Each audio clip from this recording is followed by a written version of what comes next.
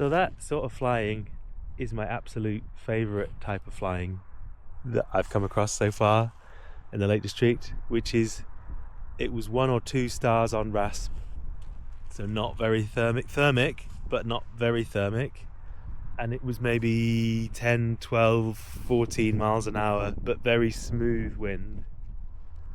And so flying becomes a puzzle. It's this complicated game of where's their lift, where should I put the glider, got to think about the terrain. It's really interesting flying, and hard to stay up, difficult to find the thermal and to stay in it, and they're very intermittent, so you might get something but you go back to the same place and it's gone, and like really light conditions, and I really enjoy that sort of flying. It was lovely and not bumpy, no bumps, which is great.